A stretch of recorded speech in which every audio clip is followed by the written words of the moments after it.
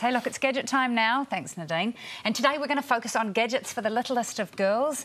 NZ Girl editor T. Twyford joins us now. Ooh, look at what you've brought in to play with. It's like taking a step back in time, but I don't think any of these were around when I was 8 or so. So no, this is exciting. I don't think so. So where should we start? Should we start with this monster? This is probably one of my favourites, and I think it...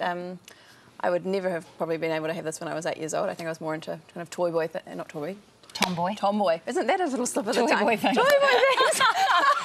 Into toy boys as a young lady? Into tomboy things. So yeah. This is a bit out of my league. This is the Barbie glitterizer wardrobe. It comes from the sort of Barbie fashion fairy tale movie, which you said you've seen. I have seen Barbie in a fashion fairy tale. It's a pretty bad movie.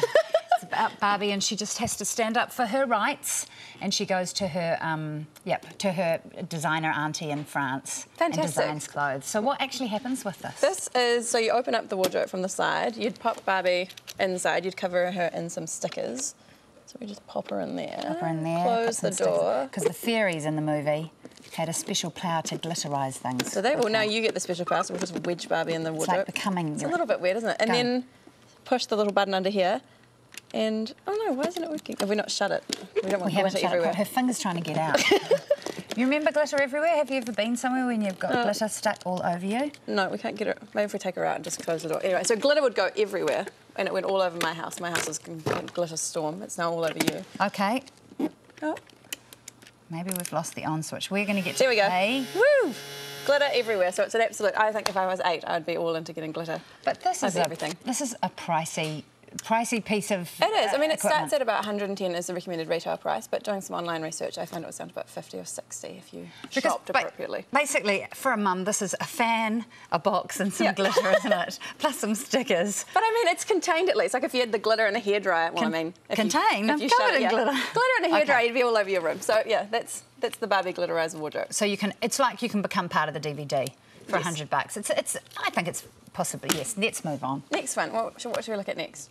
What about the science kit here? The Wild Science cosmetic kit.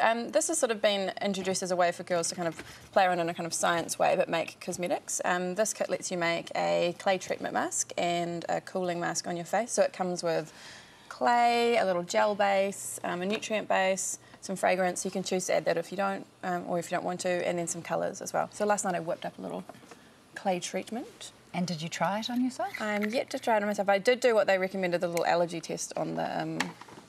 it seems to have... And are you allergic to science? No, I'm not allergic to the science. This would be fine for me to use. It's got kind of a bit gloopy in the thing, but... So this is like girls can get involved with science and care about how they look and be interested. Yeah, I guess it's just putting it in a different context to making slime. It's just making it on something that you would put on your face. And I think it's kind of good to see what goes into...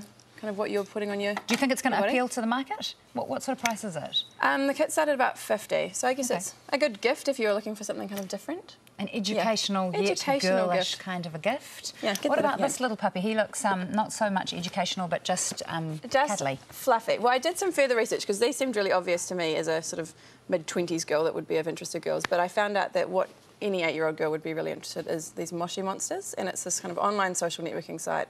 It's like Facebook. Any 8-year-old at home is going to be going, well, duh.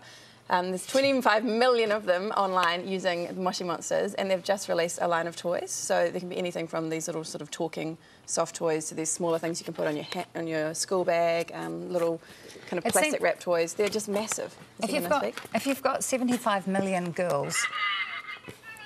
Yeah, they're just so cute. And so you get online and you create a monster and you adopt it, and then they just... are in this sort of virtual town and interacting with each other. And the next step is to release a toy, isn't it? It's pretty much, I think it's a genius marketing move by the old Moshi monsters.